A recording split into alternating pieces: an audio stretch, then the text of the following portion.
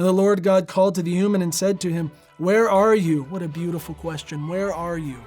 I mean, this is kind of this existential question for Adam now.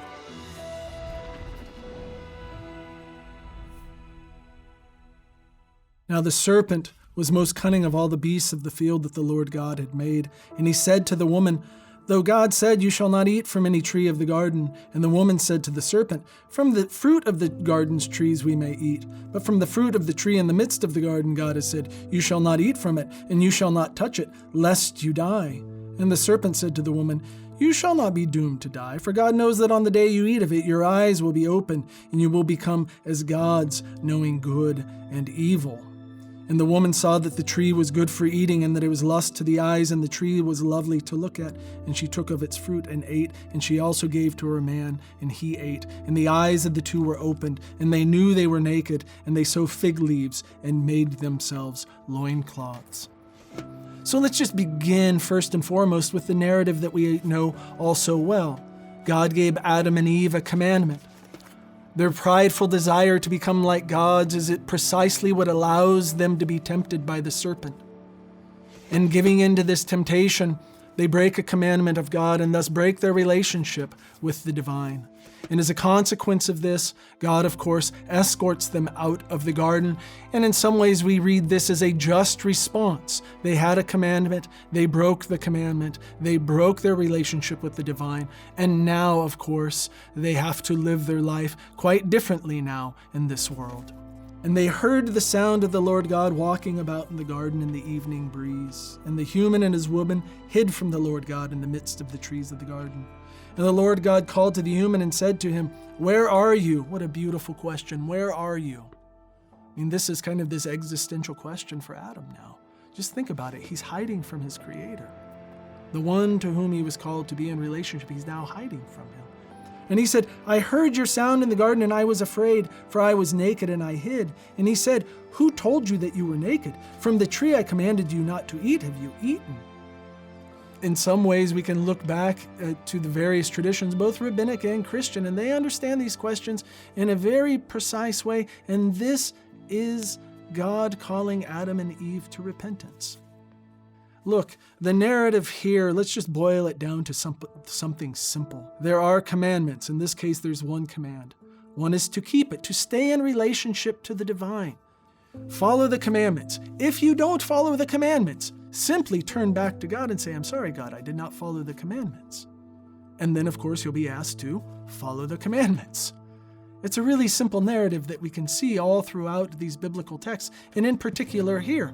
And he said, "Who told you that you were naked? From the tree that I commanded you not to eat, you have eaten." And the human said, here's his chance to repent. "The woman whom you gave by me, she gave me from the tree and I ate." Now, all of a sudden, I think we can see what's going on here.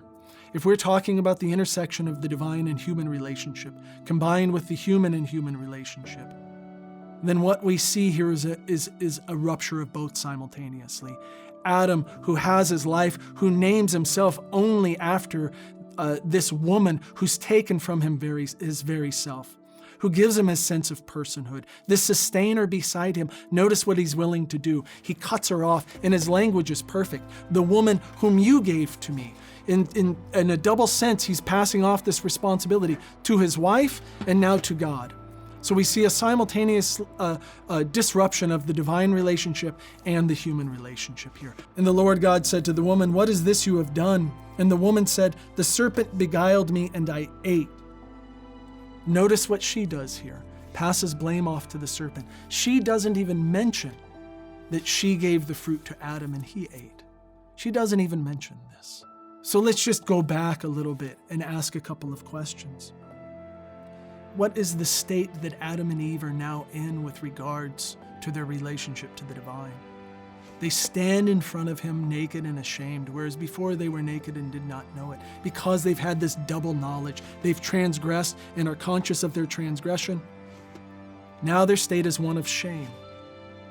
And now you can really start thinking about justice and mercy. Would not justice be God saying, "I told you not to eat of the tree of knowledge and good and evil, and yet you've done so. And so now you shall just have the fruit of your transgression here. You shall now live in this shame which you've brought upon yourself. And so when we look here, now that the human has become like one of us, knowing good and evil, that let us not let them take from the tree of life and live forever. God is not afraid of a rivalry of his creation. He's not afraid that they've become gods. He set everything in place so that they could become God-like. I mean, really, as a God who created mud, he's created soil, and he's turned them into gods, is a God who has that sort of enormous power really going to rival these godlike creatures that he's created from mud? Rather, it was a graciousness on the part of the divine to say, I am going to create creatures who with their will can live and participate in the divine life. And whereas at one point they had one commandment to do so, well now, okay, we have the original transgression. Now they have 1,613 commandments to do so. And those 1,613 commandments should be seen as a joy, as another opportunity to exist in that divine and human relationship. So then what we see here then, cutting them off from the Garden of Eden, to put the cherubim at that tree of life, to cut them off from immortality, to become these godlike creatures living in shame and perpetuity. Rather than an act of justice, it is an act of mercy. Rather than letting them by their own free will create a hell out of a paradise which he's given to them, he has cut them off from that and is going to now allow them to exist in relationship to the divine in a different manner. And the rest of Genesis is going to be a teasing out, and through the whole Tanakh, through the whole Hebrew Bible, is going to be a question of what does that new relationship look like? Thank you for watching. We hope you're enjoying our highlight series and invite you to explore all of Hillsdale College's online courses. They are free and for everyone who loves to learn.